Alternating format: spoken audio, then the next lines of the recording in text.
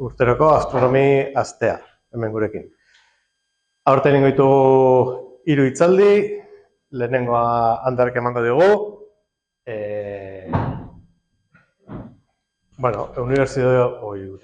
Unibertsoko neurketa batzei buruz, badirudi estatozen bat, baina, berak kontatuko dugu hobeto, zer gertatzen dan, ze ondori dauzkan horrek, eta, hori orentxe.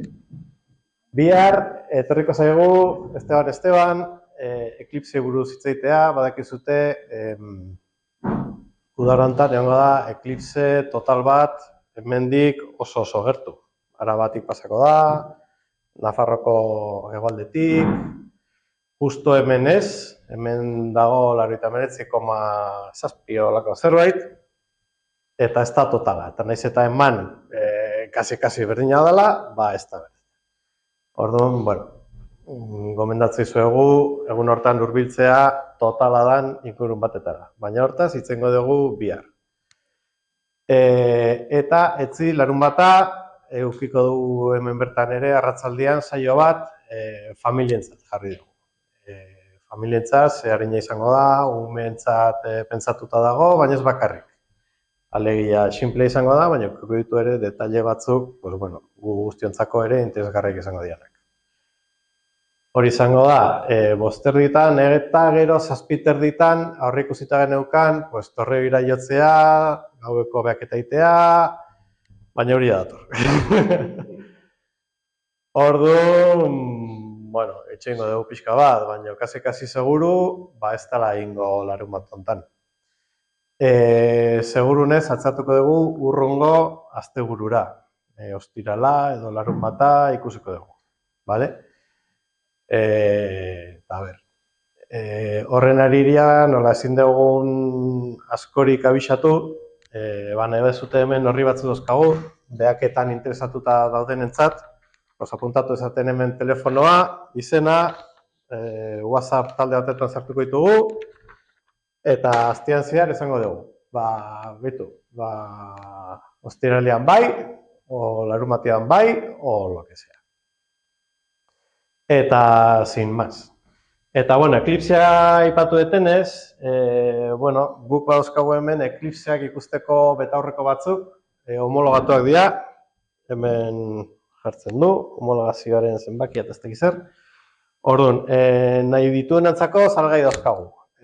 5 eurotan daude, norbaitek interesa baldin badauka, bukaeran hurbildu dadila eta antolatzen dugu. Eta, sin más, besterik gabe, nik uste arrankatuko gehala hitzaldiarekin. Así que, Ander, zure esku. Perfecto. Eskerrik asko sarreragatik, eskerrik asko zuei ere bai, hurbiltzagatik. Beti ostegunetan eta jueves universitario eta horiek guztiak saltatzeagatik. Orduan, ni Ander González Etxabarri naiz, ni Arkamurkako kidea naiz, astronomia urte askotariko afizioa daukat. Eta gaur, polemika kurioso bati buruz hitz egiten nator. Hau planeatzen hasi nintzanean, ikusi nuen geroz eta gehiago astronomiatik ihes egiten ari nintzela eta epistemologiara sartzen ari nintzela, hau da, zientziaren filosofia. Baina, ateak itxita daude, giltza bota dugu, 40 minutu zaudete hemen nerekin atrapatuta, orduan ez daukazute beste zer egin. Orduan, Arkamurkako kide izatez aparte, irakasle bat naiz eta irakasle pedante guztiak bezala, galdera batekin hasiko naiz.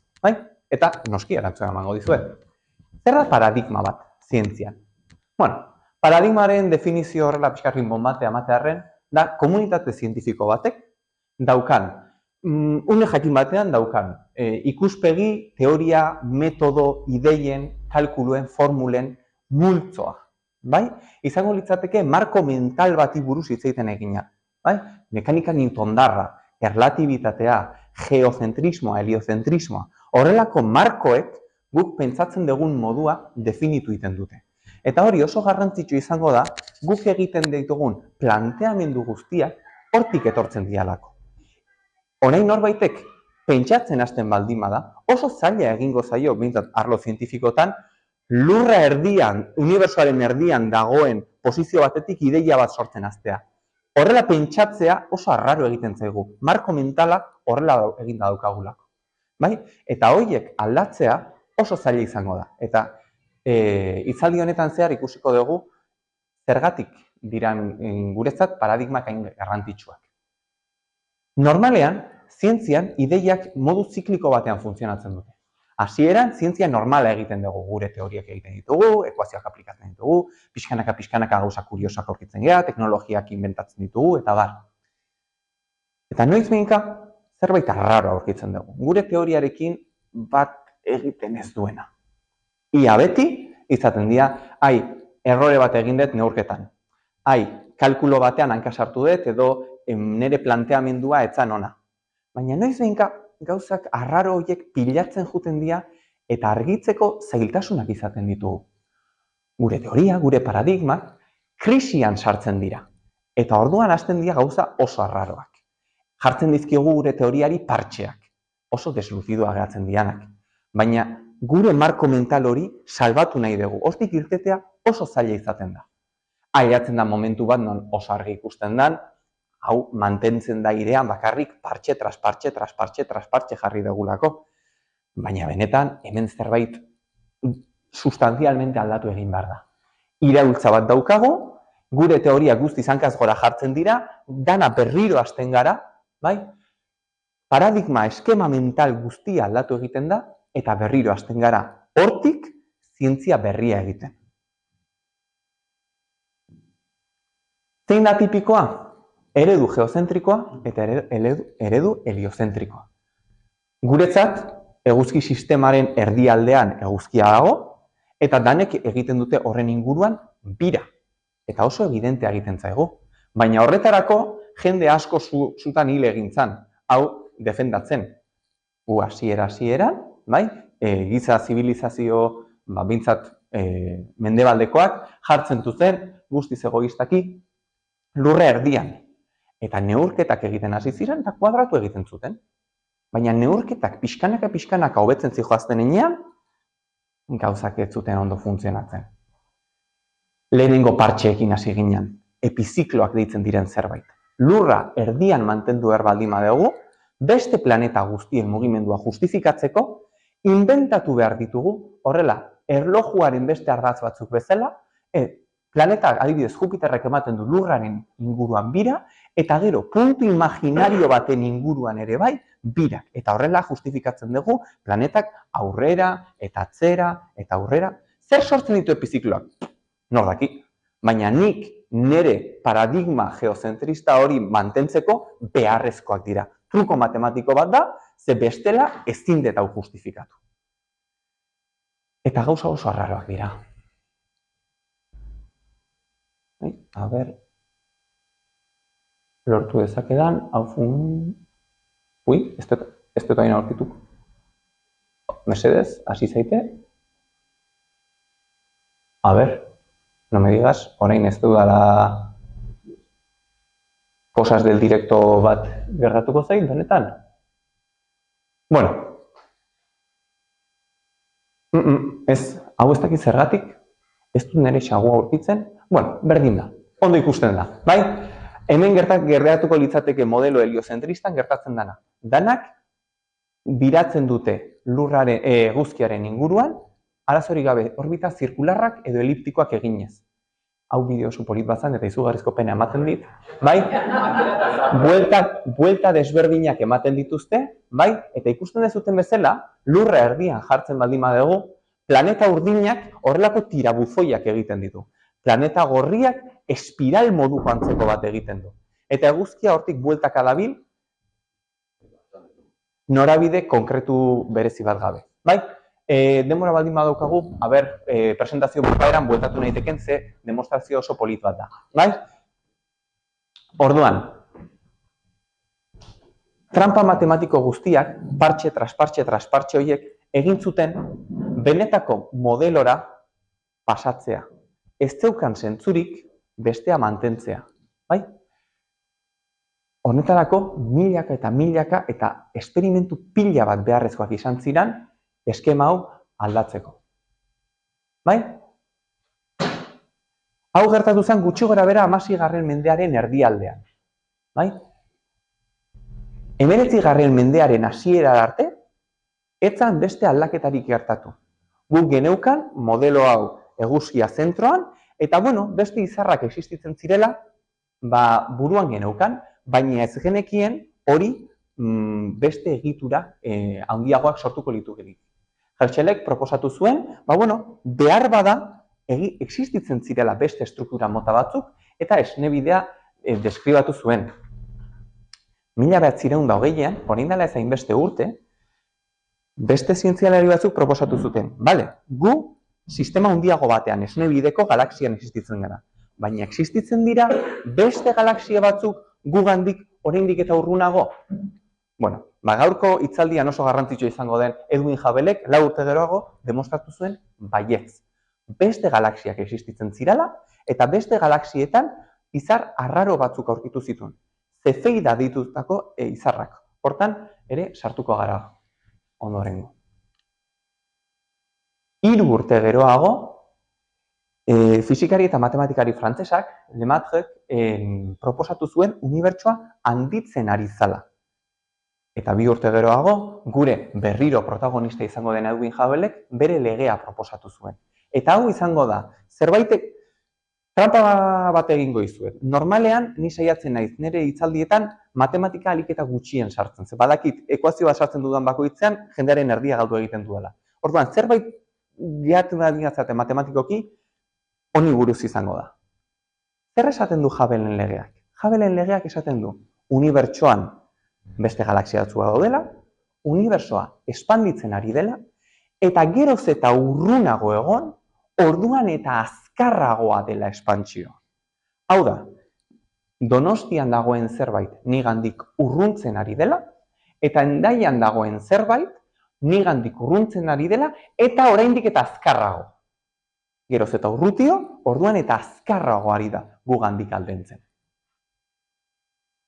Hortik geroztik, 20. mendearen erdialde eta bukaera aldean, proposatu zen, Big Bangaren arrasto bezala, argi bat egongo litzatekela, unibertsoaren fondo bat sortuko duela, mikroin erradizio kosmikoa, urte bat geroago, horren hildoan, eta zertxo bai sarkastikoki proposatu zen Big Bangaren teoria.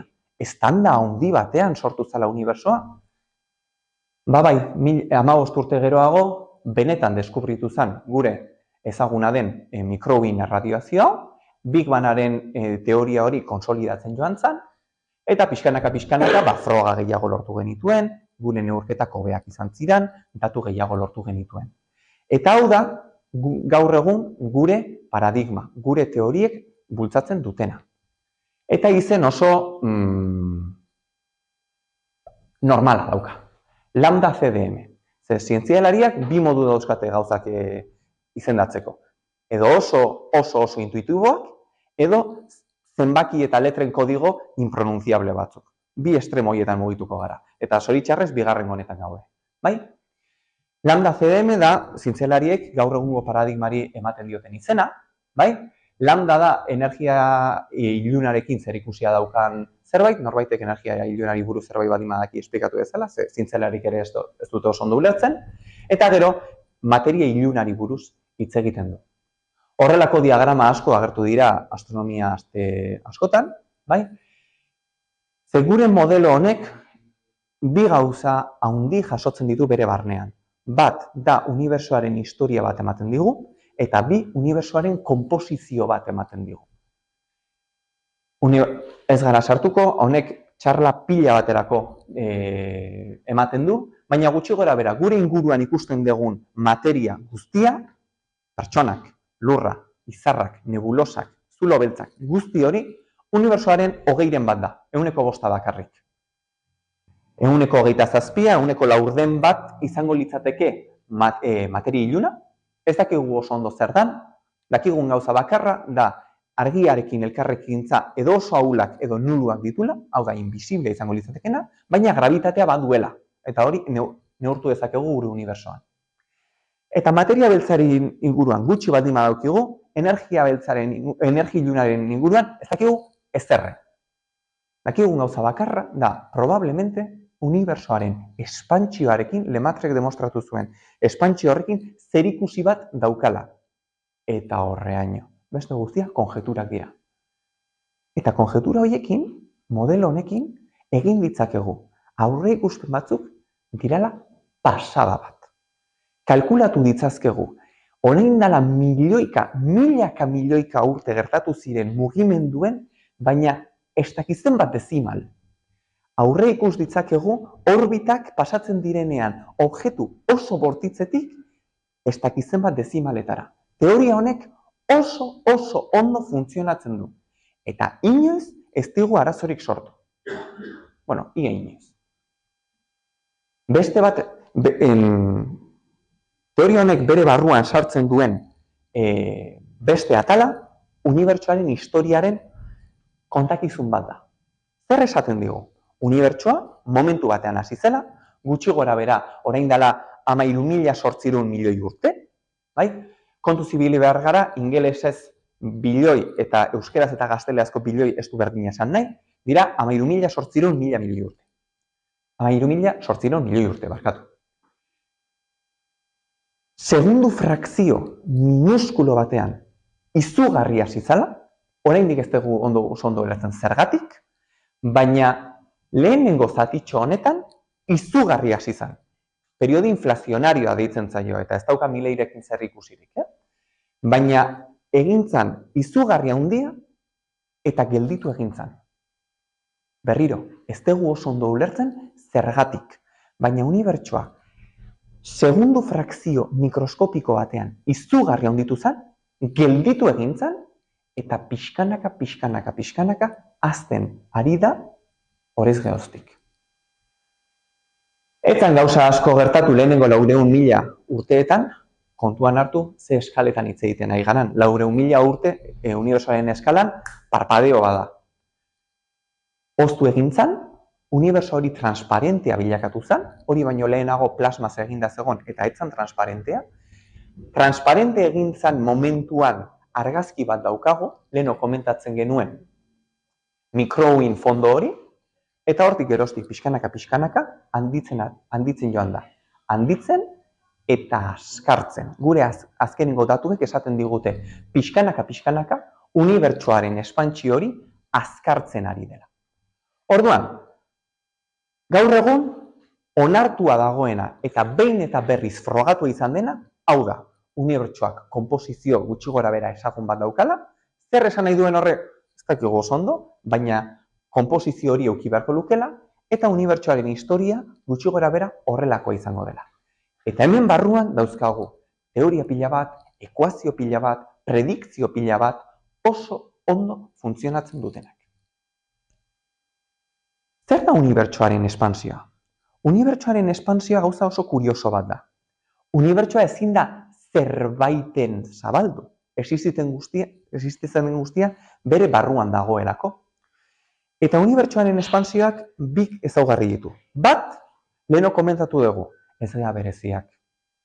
Gure zibilizazio osoan pentsatu dugu gizakia oso berezia zala, eta behin eta berriz demostratu da kontrakoa. Ez gara bereziak. Ez gizakia, ez lurra, ez eguzkia, ez eguzki sistema.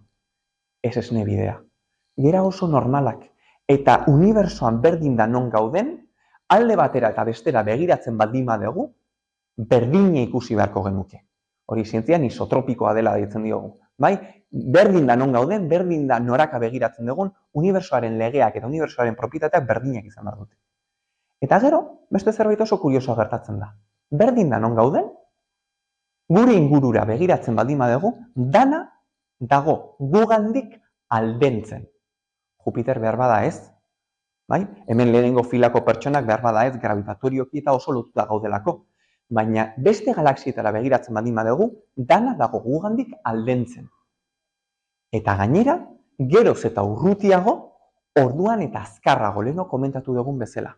Hau askotan ikusiko zenuten puxika bat puzten baldin badugu bezala. Lehenengo zentimetro batera dagona, 2 zentimetrotara egongo da. 2 zentimetrota zegona, 4 zentimetrotara egongo da. Geroz eta urrutiago, orduan eta azkarrago. Claro, Eredu simple batekin. Imaginatu, unibertsoa 10 hasi dala. 20 kilometro, 22 bilakatzen dira, 2 kilometro hasi da. 100 kilometro, 110 bilakatzen dira. 10 kilometro hasi da. Proportzioa denez, geroz eta urrutiago, orduan eta azkarrago. Eta bueltatzen gara, gure Edwin Hubble famosora. Hubbleen legearen matematikak oso sinpleak dira, esaten du, abiadura dagola, bi gauzen menpean, bat distantziaren menpean, berriro, geroz eta urrutiago, orduan eta azkarrago, eta bi, konstante bat. Bai? Ez da berdina, geroz eta urrutiago, pixkat azkarrago, edo oso azkarrago. Hubbleen konstantea, H0 deitzen dana, zenbaki bada. Eta 1000 aldiz neurtu dan zenbaki bada. Horrelako gauzak, zientzia fakultatetan egiten dira 1000. Ea ze potoloa dan beira bat eta nola xurgatzen duen argia. Ea zenbat denbora pasatzen dan eta zenbat hazten dan bakteria kultibo bat. Horrelako ekuazioak oso tipikoak dira zientzian. Egin behar den gauza bakarra da H0 neurtu. Vale? Hubbleek hori neurtzen, pasa zuen denbora bat eta ikusi zuen distantziarekin abiadurak igo egiten zirala. Ez da grafiko oso polita, baina tendentzia bat ikusten da. Kontuan eduki behar dugu, hau orain dela 100 urte egin zela, bere instrumentuak ez zian inolako marabila bat. Eta bera kalkulatu zuen gutxi gora bera, 500eko balioa zeukala. Unitateak ez dira garrantzitsuak, ni zientziako irakaslea naiz eta behin eta berriz esaten dien nire ikaslei unitateak direla gauzarik garrantzitsuena, baina momentuz inporta zaiguna da distantzia unitate baterako, dela gutxi gora bera Esnebidea eta Andromedaren arteko distantzia, 500 kilometroko segundukoa dela. Hau da, Andromeda dago 500 kilometro segunduko gugandik aldentzen, distantzia bikoitzera 1000 kilometro segundu. 10 aldiz distantzia, 5000 kilometro segundu. Zenbaki hori oso gaizki dago. Baina, bueno, bera ere konturatu zen zenbaki hori oso gaizki dagoela, ze bere instrumentuak ematen zuten, zeukaten kalitatea. Baina neurketa hobeago batzuk lortu ditugu. Bat, da leheno komentatu dugun Cefeidarena. Eta supernovena. Supernovak, badakigu zer dian, izar handi bat hiltzen danean, esplotatu egiten du, bai? Izugarrizko estanda ematen du, unibertsoan ematen dien estanda handienetakoak, eta brillo oso neurtu bat daukate. Bai? Deitzen dira kandela estandarrak. Zer esan nahi du horrek? Daukatela brillo oso konsistente bat, guk neurtu dezakeguna, guk katalogatu dezakeguna, eta hori erabili dezakegula distantzia kalkulatzeko. Cefeidak izar bereziak dira, pulsatu egiten dute. Bai? Batzutan argiagoak dira, beste batzutan ilunagoak dira. Baina bere momentu argiak eta bere momentu ilunak oso konkretuak dira. Ezin duten nahi duten guztia argitu, ezin duten nahi duten guztia itzaldu. Nahiko erregularrak dira eta nahiko neurtuak dira. Zertarako erabili ditzakegu hauek? Nik baldin badakit supernova bat zein brillante izan behar dan, eta hori baino gutxiago baldin bada, nik badakit horren distantzia zein izango da. Oraindik eta gutxiago, oraindik eta urrutiago. Eta hori oso neurtuta daukago. Bai? Eskalera bat egiteko erabili dezakegu. Nik badakit horrek zenbat brillatu behar du, brillo gutxiago baldin badauka, badakit distantzia. Eta gainera, horrelako pila bat detektatu ditugu. Supernova pila bat detektatu ditugu, Cefeida pila bat detektatu ditugu. Zer eraiki dugu? Eskailera bat. Nik gertukoa baldin badakit non dagon, beste galaxia batean ikusten baldin badet, lehenengoarekin konparatuta gutxi gora berako distantzia bat jakin dezaket. Oraindik eta urrunago, beste bat. Gaur egun 100 horrelako objektu klasifikatuta daude, eta gehiago eta gehiago eta gehiago egiten ari gara. Orduan, guk gutxi gora bera gure unibertsoaren inguruan, mapeatuta daukago galaxia pila bateko distantziak. Claro, guri erlazionatzen baldin badigu abiadura eta distantzia, zenbakia kalkulatzeko, abiadura bakarrik kalkulatu behar dugu.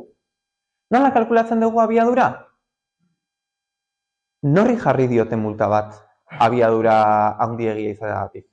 Nei bai, behin bakarrik, baina nei bai.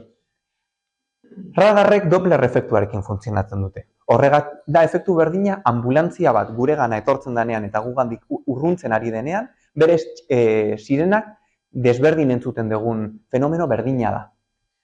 Guk objektu bat guregana hurbiltzen ari denean, bere argia benetazkoa baino urdinago ikusten dugu.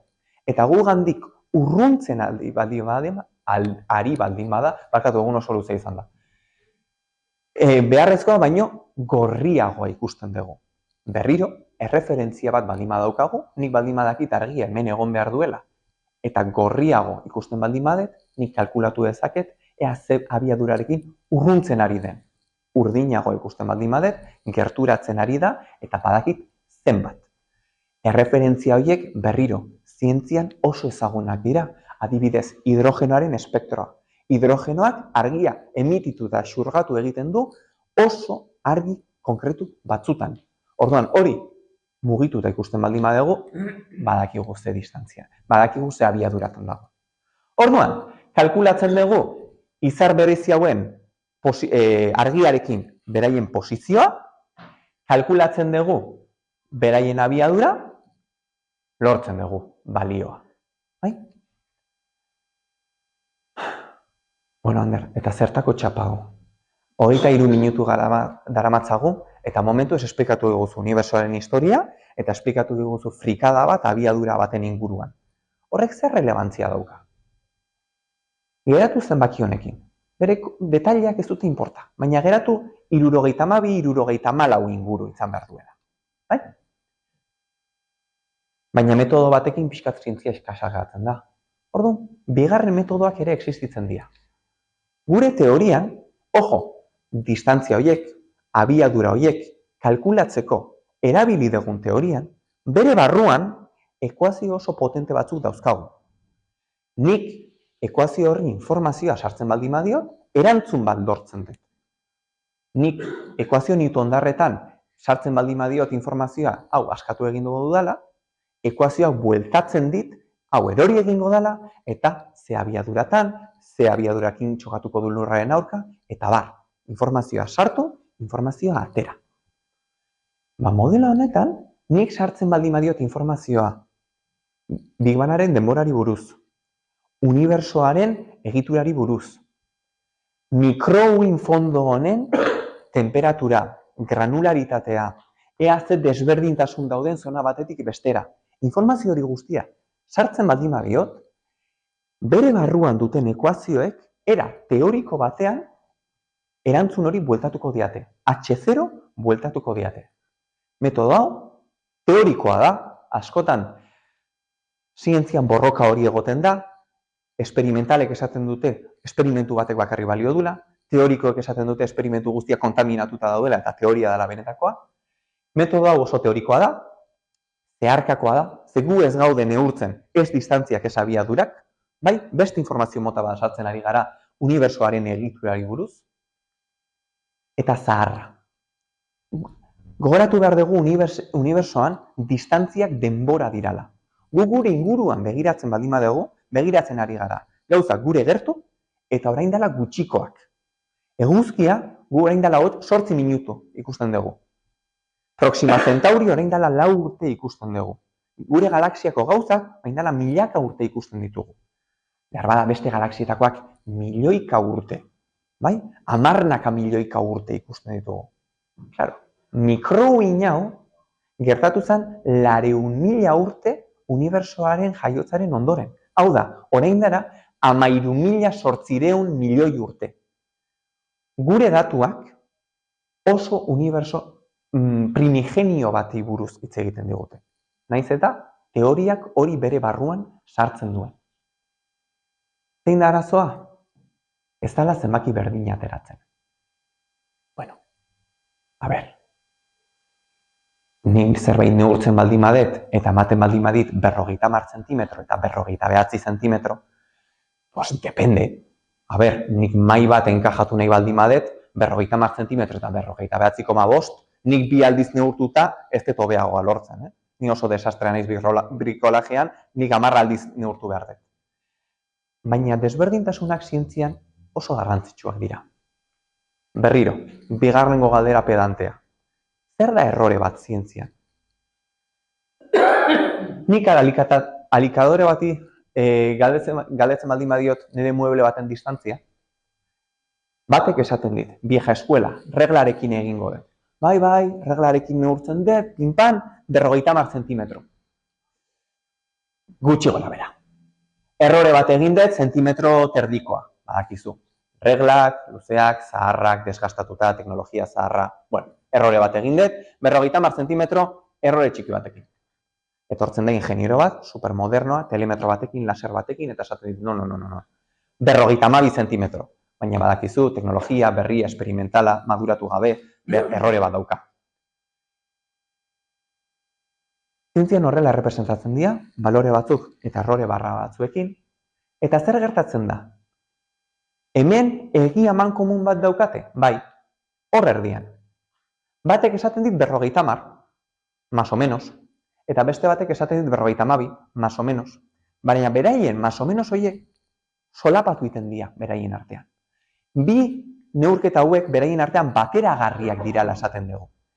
Tolerantzia horretan, bai, incertidumbre horretan, existitzen delako zonalde amankomun bat. Neurketa berdinarentzat, hau beste kasu guztiz ezberdin bada.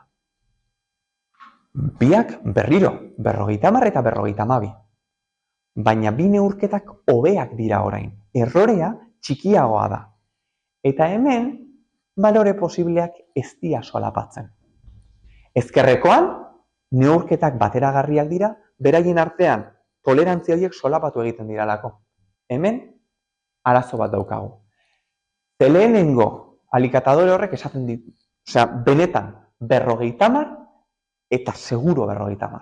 Eta besteak esaten dit 52 eta seguro 52. Eta beraien artean ez dira bateragarriak. Zergatik dago garrantzitsua? Gure 74 eta 77 horiek ez dialako bateragarriak. Eta hau, Hubble tentsioa ditzen zaio, edo gure kosmologiako krisisa. Zientzialariak ere melodramatiko batzuk diralako. Gure neurketak, gure bi metodo horiek, neurketak, hobeak eta hobeak egiten direnean, geroz eta arazo handiagoa daukago. Hasieran 2000 urtean, izugarrizko pedrada botatzen genuen. Bai, desberdinak dira, baina erroreak diain handiak nor daki. Igual biak berdinak dira. Eta neurketak geroz eta hobeak egindakoa, separatzen joan dira, eta gainera, bi kanpoek zin egiten dute. Nerea da oso zehatza. Besteak ez dauka ideiarik. Nire errorea oso txikia da, nik oso ondo kontrolatzen dut. Eta arazo bat daukagu, ja bi neurketa horiek ez dira solapatzen. Frikada bat eman dezake, jar daitezela ados, bat beste aukeratu, zer garrantzi dauka. Zenbaki hau, H0 hori, tontaki bat ematen duen hori, da fundamentala gure unibertsoaren historia eta gure unibertsoaren propietate pila bat ulertzeko. Hori gaizki baldin badakigu, esan nahi du gure modeloan zerbait fundamentalmente gaizki dagoela. Ezin daiteke bi balio eman. Gainera, ekuazio berdinak erabiltzen ari naiz hori kalkulatzeko, nola da posible bi zenbaki desberdin lortzea? Analisi estadistiko bat egiten baldin badugu, gutxi gora bera, hau, zoriz gertatzeko posibilitatea, 1.000.000 artekoa da. Hau da, imposiblea da hau zoriz gertatzea. Bi neurketen artean, zerbait fundamentalki gaizki dago. Eta gainera, gure neurketak geroz eta hobeagoak izan, errore hauek txikitzen joango dira, ez dira hobetuko eta zorizko posibilitate hori geroz eta txikiago izango da. Hau, hemen, grafiko honetan ikusten da. Hau ja badakigu gutxi gora bera, orain dela 10-15 urte, hauekin kompatibleak direla, eta hemen arazo bat dagoela. Eta, etorriko da James Webb dana salbatzera. James Webb, NASAk ez dakit zerbait egiten du, baina bere burua saldu superondo egiten du. James Webbek egingo du dana. Argazkiak atera, ikerketa egin, Hubble tensioa hau argitu. Eta eskatzen baldin badiozu, kafea eta esne variedade desberdinak ere badauzka kafea egiteko. bai? Egia da, teleskopio oso potente badala, beste edozein teleskopio baino urrutiago begira dezakela, eta gainera erresoluzio oso ona daukala. Orduan, leheno komentatzen genuen izarrak eta supernovak eta argiorik neurtzeko, prezisio oso ona ematen duela. Bai?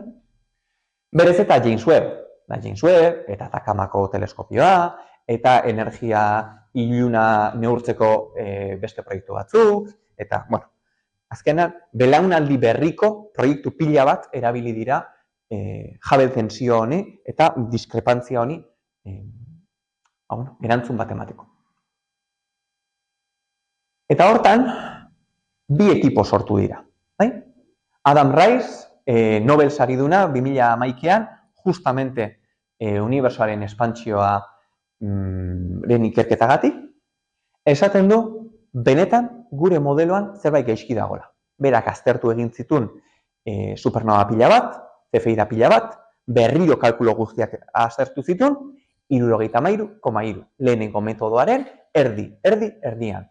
Errore irrisorio batekin. Teknologia berria, metodo berriak, teleskopio berriak, 73,3.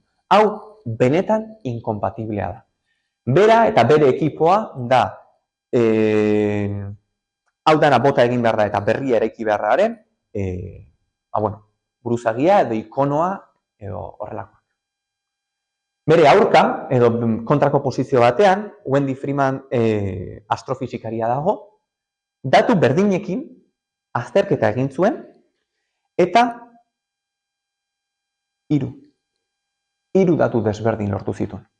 Bat, 73,2koa, guztiz inkompatiblea, bestea 77koa, perfectamente kompatiblea, eta media bat.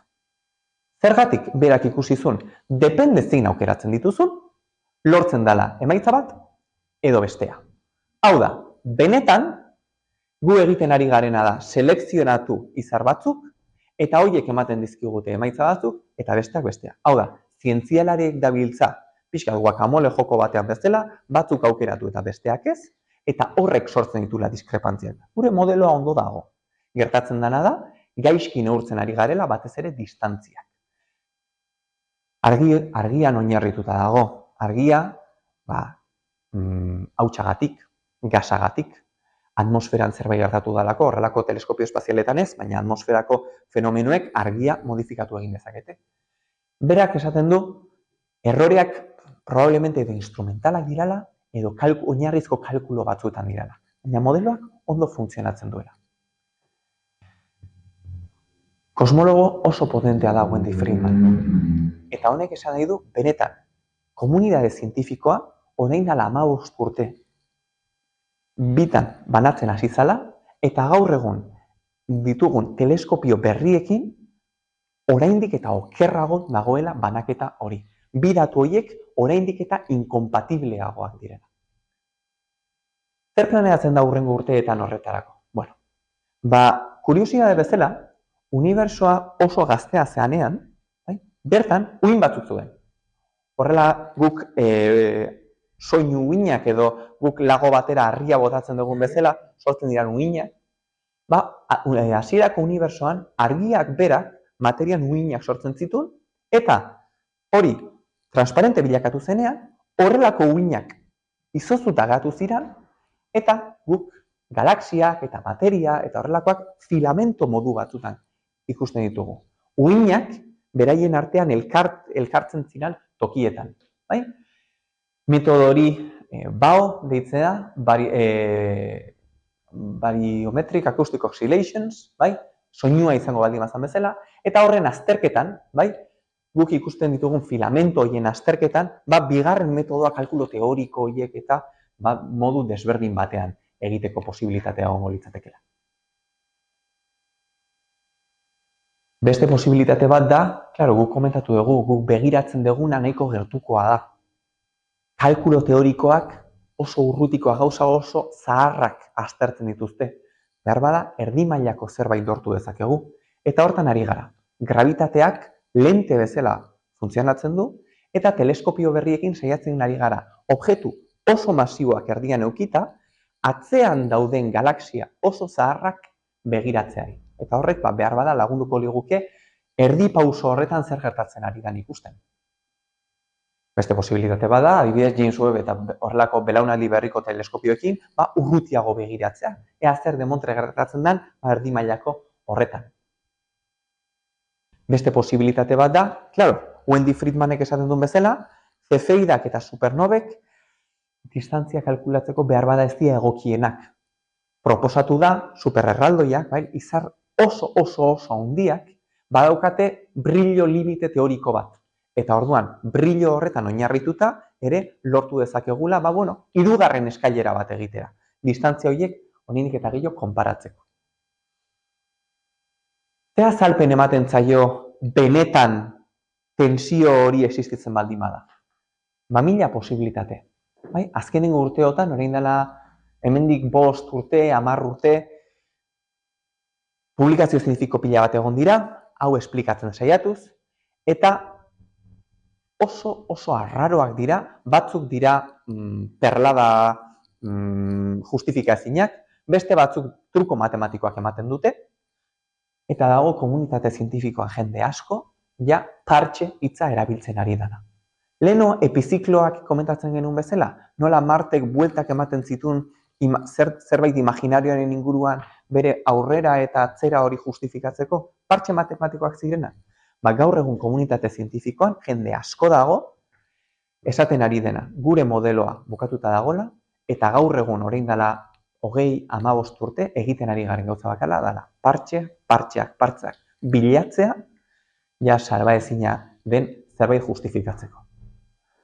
Zulo beltzak ari direla unibertsoaren espantsioa aldatzen. Behar bada, gure gravitatea forma desberdin batzutan konportatzen dela, unibertsoa aldatzen di joan moduan. Behar bada, unibertsoa biratzen ari dela. Bira bat ematen du 500.000 milioi urtean behin. Baina biratzen omi da. Ze froga ditugu? Ez dago frogarik, ezertako frogarik ez dago. Baina gure modeloa salbatu egin behar dugu, orduan zerbait aurkitu behar dugu. Beste batzuk esaten dute, supernoven argi hori eta ez dela egokia. Baina hori ez da gure kosmologiak daukan arazo bakarra. Beste modeloa puskatu eta hau partxeak direla esaten duten pertsonek, beste argumentu batzuk ere dauzkate. Unibertsoa sortu zenean, batez ere hidrogenoa, helioa, eta beste materia arinak sortu ziren. Guk unibertsoa begiratzen dugunean, hidrogena aurkitzen dugu, helioa aurkitzen dugu, hidrogenoaren beste moduak deuterio eta horrelakoak aurkitzen ditugu, litioa, orain oso famosa egin dena, bateriak eta horrelakoak orain jazimiento desberdinak, non aurkitzen ditugun eta diru asko dago hortan, ez dugu litiorik aurkitzen. Ez lurrean, unibertsoan. Gure teoriak esaten digu litioa aurkitu behartzala kantitatea handietan eta bakarrik laurden bat aurkitu dugu. Non dago beste 3 laurdenak? Inorrek ez daki. Leheno komentatu dugu, energia eta materia ilunak. Ez dakigula oso ondo zer diran. Orain, pixkanak ikusten ari gara, guk ere suposatzen genituen propietate batzuk, ez dakigu zer dira, baina propietateak bintzatu ulertzen ditugu. Behar bada ez. Ikusten da, energia iluna ere denborarekin aldatzen di joala, eta ez daukagu inolako azalpenik horretarako. Eta gainera, hasi garenean, hor oso urruti zeuden galaxia horiek begiratzen, James Webbarekin, lente gravitatorio horiekin begiratzen hasi garenean, ikusi dugu galaxia horiek helduegiak dirala. Unibertsoa sortu zenean, galaxia horiek oraingoen oso desberdinak izan beharko lukete. Materialak oso desberdinak dira, oso gazteak izan beharko lukete galaxia horiek. Begiratzen ari gara, izar zaharrak daude. Material astunak daude gaur egun sortzen ari direnak. Orain dela, 13.000 milioi urte ez daukate inolako eskubiderik horregoteko, eta aurkitzen ari gara. Galaxia zaharrak helduegiak dira. Orduan, hau ez da daukagun zulo bakala. Gaur egun esaten da kosmologia krisian dagoela, horrelako zulo pila bat agertzen ari diralako. Ez dakigu oso ondo zein azkar espanditzen ari dan. urtero agertzen da paper bat, artikulu zientifiko bat, esaten benetan ez da gara espanditzen, baizik eta pixkanaka gelditzen ari dela. 6 hilabete geroago, beste bat justo kontrakoa esaten. Misterio pila bat ditugu gure gaur egungo modeloarekin inkompatibleak direnak. Eta geroz eta galdera gehiago ditugu. Eta hori justifikatzeko, nire iritziz, geroz eta partxe gehiago jartzen ari gara. Orduan,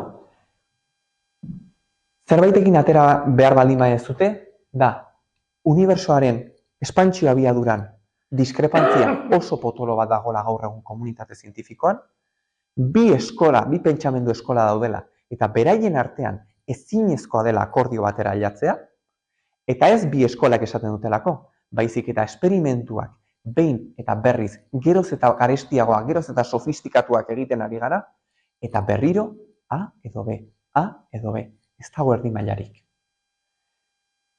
Hainbeste aldiz esan da, gainera oso seguru gaudela ez dela instrumentu batena, ez da teleskopio bat gaitxik kalibratuta dagoela, ez da sistematikoki suma bat gaixi egiten ari garela, baizik eta bi eskolek argumentu asko dauzkate beraien egokia dela esateko. Eta azkenengoa, eta hau pixkat iritzi pertsonala baimentzen baldin badidazue, gure gaur egungo paradigma honek, modelo honek oso ondo funtzionatzen du, gauzak oso ondo aurre ikusten ditu, baina segurazki zerbait aldatu behar da, eta ez da errealitatearen irudi oso. Autore askok gaur egun, eta ja urte batzu daramatzate, krisi edo fisika berria hitz egiten. Orduan, nun gaude? Orain dela 126 urte, Lord Kelvinek esan zuen, fisika amaituta dago, neurketak hobetzeak bakarrik geratzen da, ez dago beste teoriarik. Hau gezurra da, Lord Kelvinek ez zuen hau esan. Berari atribuitzen zaio, ez dakit maliziaz edo bere reputazioaren aurka edo ezaguna den norbaiti gauzak jartzea beti ondo etortzen dalako, ez dakit zenbat gauza esan zituen Albert Einsteinek eta erdiaren erdia etzun esan. Baina planteamendu hau askotan gertatu da historian. Fisika ja bukatuta dago, gauzak perfekzionatzea bakarrik gatzen da, eta ez da egia. 1800 eta gutxian ikusi zen Uranoren orbita ez zula ondo funtzionatzen. Zerbait arraroa gertatzen ari zen. Urte hauetan ja mekanika nahiko garatuta zegoen, mekanika newtondarra nahiko garatuta zegoen, eta bi posibilitate zeuden. Bat zen esatea mekanika newtondarra institutuan ematen dana, gaur egun ia gauza guztietarako erabiltzen dana gaizki zegoela, edo beste planeta bat egon behartzen. Uranoren orbita hori modifikatzen ari zela. Aurre ikusi zuen, planeta eduki behar ditu orbita hau eta ezaugarri horiek, eta hortxe aurki zuten Neptuno. Neptuno aurre ikusia izan zen deskubritu izan baino lehen. Beraien modeloarekin aurre ikusten bat egin zuten, modifikazio txiki bat, eta ja Uranoren orbitak logika zeukan. Gutxi gora bera, 100 urte geroago, Merkurioren orbita aztertzen ari ginenean, Merkuriok ez dauka beste planeta bat berari aldaketak eginez. Merkurioren arrarotasun horrik fisika guztia hankaz gora bota zuen, mekanika newtondarra kendu egin zen, eta Einsteinen relatibitatea gaur egun erabiltzen den fisika berri hori sortu zen. Orduan, nun gaude gaur egun? Gure kosmologiaren modeloa zer dago? Urano kaso batean, zulo txikiak ditu baina argituko dira, edo Merkurio kasu batean, dana berria sortu behar da, eta dana bota eta berria eraiki behar da. Non gaude? Ez dakigu, baina askotan esaten da kosmologiaren krisia. Krisia? Ze krisi?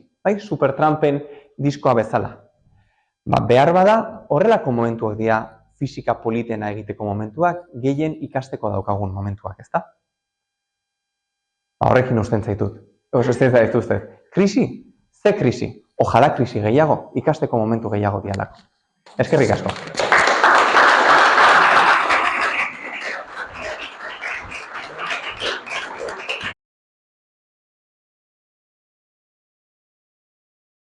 Itziten egea.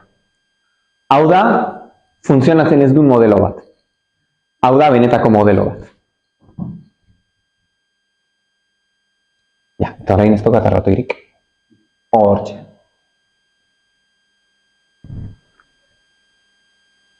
Orduan, guk lurra erdian jartzen dugunean, hau ikusten dugu. Eta imaginatu zenbat truko matematiko egin behar ditugun hori justifikatzeko. Bai? Claro, milaka urtetan esan zen, lurra erdian egon behar du. Eta hori da, axiomatikoa. Ez zitzaien buruan sartzen hori horrela ez izatea. Baina fijatu, zenbat gauza justifikatu behar diran hori egiteko, eta ze erresa dan bestea lortzea. Bai? Aldaketa simple horrekin. A ber, hau berriro jar dezakedan? Ez. Bueno, hau txuziko. Orduan, ya está, ya lortu del bideoan ila segatu naiz.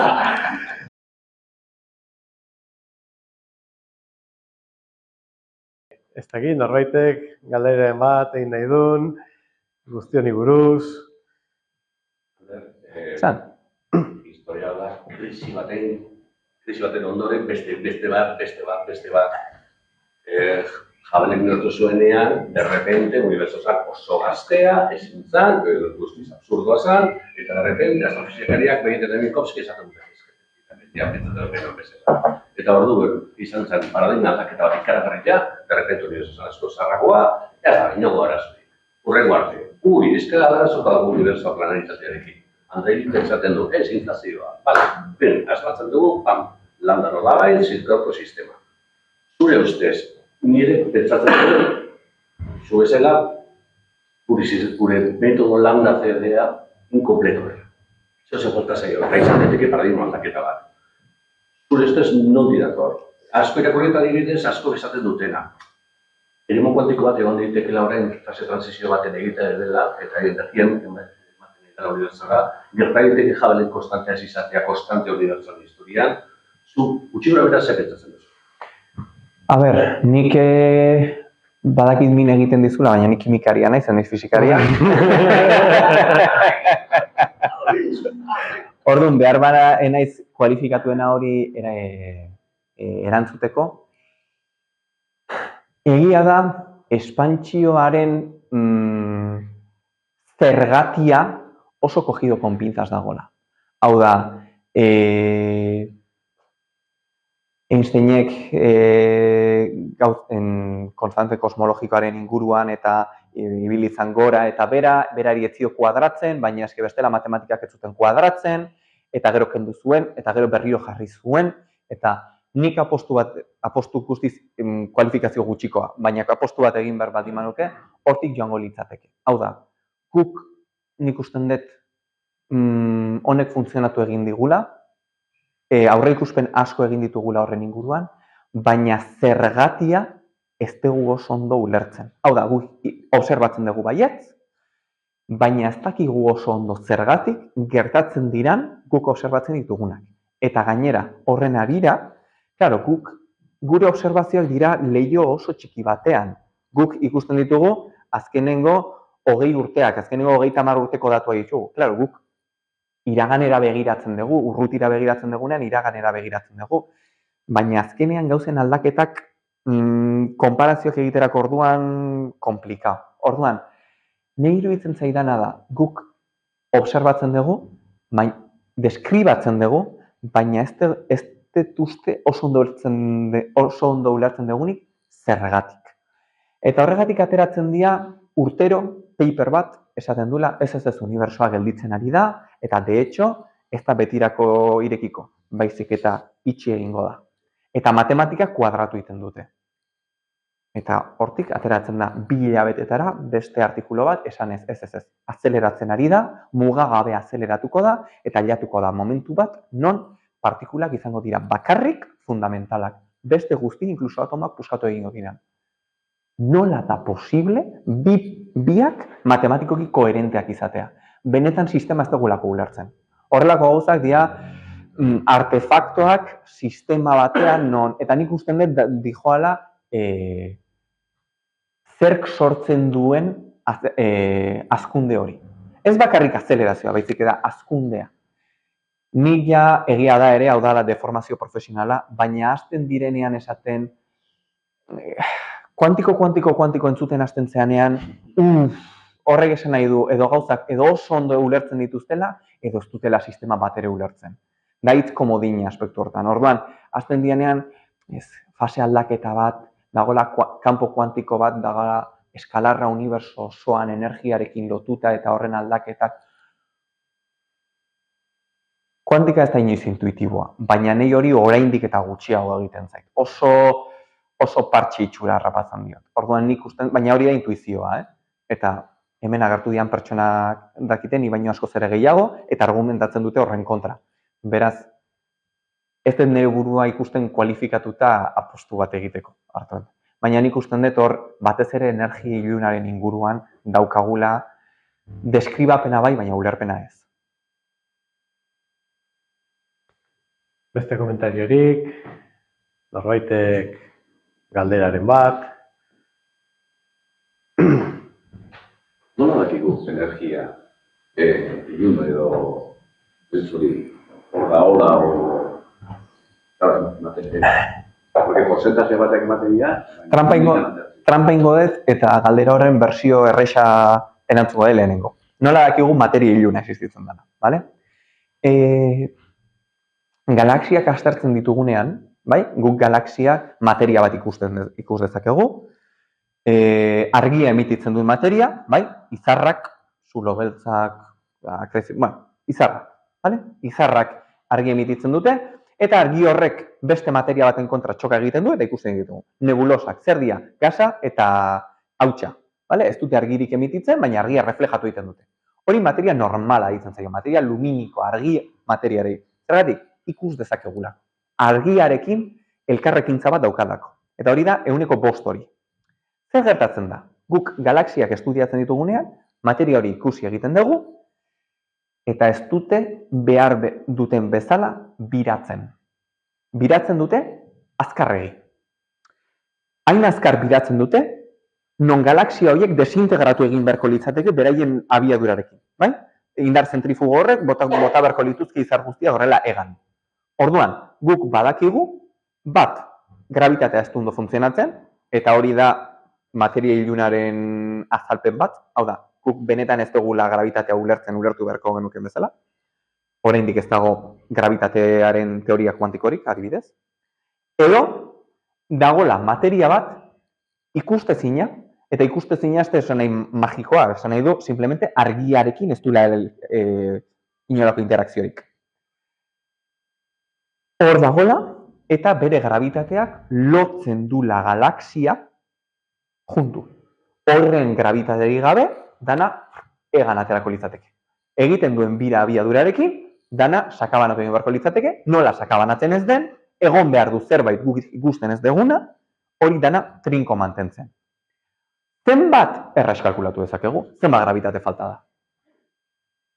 da? Guk daukagu gravitate unitate bat. Falta zizkigu bi, orduan ikusten dugun gauza bakoitzetik egon behar dira invisible bi. Simple. Bai? Simple, evidentemente, kalkulo superpotentek egin daude, 1000 aldiz ikertu dira, behin da berriz berdina ikusten dugu, hau da, hau ez da frikada bat botatzen dutela eta jazta. 1000 aldiz neurtu dugu. Norbaitek esan lezake ere bai, hori ja de posi partxe badala. Zuk ezin baldin badizu ikusi, ezin badizu neurtu.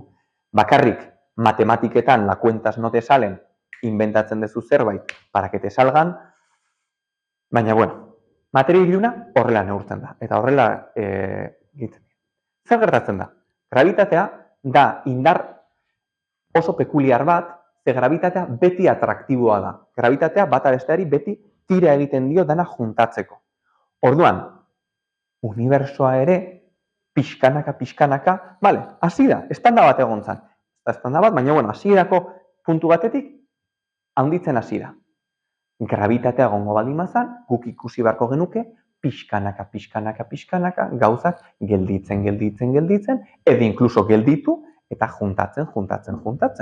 Nik hartzen baldin badet mando hau, eta irera botatzen baldin badet, igo egingo da, momenturen batean gelditu ingo da, eta erori ingo da berriro. Lurraren kontra juntatzeko tendentzia daukalako. Nik oso fuerte botatzen baldin badet ez da berriro lurrera eroriko, baina behintzat mantsoago. eskapatuko da, gravitateak tira egiten diolako. Guk ikusten duguna ez da hori. Guk ikusten duguna da, gauzak ez diala bata bestearekin elkartzen, ez diala aldentzen baina geroz eta mantsoago, baizik eta aldentzen ari dira, eta probablemente geroz eta azkarro, geroz eta azkarro, geroz eta azkarro. Orduan, gravitatearen kontra zerbait egon behar da. Eta gaur egun existitzen dian indarrek ezin dute. Gaur egun lau indarre ezagutzen dira, gravitatea, elektrikoa, nuklear ahula eta nuklear sendoa. Eta ez dago horrelako indarrik gravitatearen aurka egiteko eta unibertsoa aldentzeko geroz eta azkarrago. Orduan, fenomeno bat egon behar da azkartze hori justifikatzeko. Eta horri energia iluna deitzen zaio. Zer da? Baldin badakigu gutxi materia ilunaren inguruan, energiaren ilunaren inguruan ez dakigu ezerre. Badakigu bakarrik fenomeno bat existitu behar deula hori espanditzen, gainera beste nola filamento horien artean dauden zuloak ere espanditzen ari direla badakigu, eta orduan fenomeno horri edo horrek sortzen duenari energia iluna deitzen diogu. Zer dan? Ez dakigu. Neurtu dezakegu bakarrik bere efektuak zein diran, edo berari atribuitzen dizkiogun efektu horiek zeintzuk diran. Baina zer da? Ez dakigu. Orduan, portzentai horiek dira gehiago zenbat egon beharko lukeen gure observazioa justifikatzeko. Neurketa zuzenak ezin daitezke egin. Ez dakigu zer da.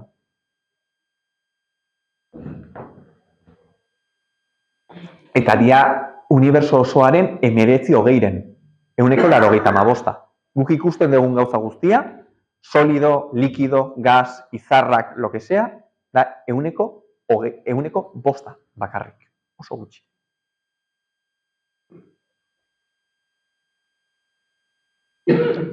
Beste galderarik. Norbaitek ere beste bat ez dut komentatu, baina txarla baterako ere emango luke, zergatik existitzen den materia en general.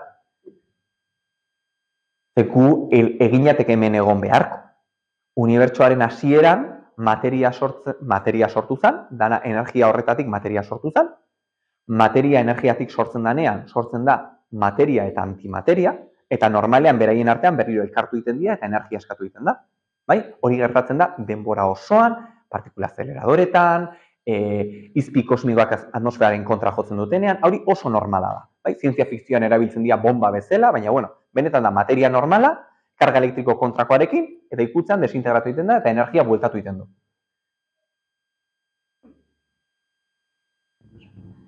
Non dago antimateria guztia? Unibersoaren 1/5 ikusten dugu, bale? Baina antimateria ere egon beharko luke. Eta ez dago. Eta ez dakigu non dagoen. Nahi izugarrizko zuloa gure teorian. Ez dakigu non dagoen antimateria guztia. Gu eginateke hemen egon beharko. Baina bagaude, ikusten dut. Orduan, bai, kosmologia honek amorru izugarri ematen du. Ze gauza asko oso ondo aurresaten ditu, baina ditu zulo oso evidenteak ere bai. Eta ez dakigu zergatik. Bueno, egia txikitzen fizika, uste? Matxakatzen, poso. Horregatik pasan nintzen kimikara. Hoxe. Horregatik pasan nintzen. Beste galderarik, beste zalantzarik. O burutazioaren bat, honen inguruan, edo, bueno. Edo... Trump eta krisisa, Altelo bana, ez?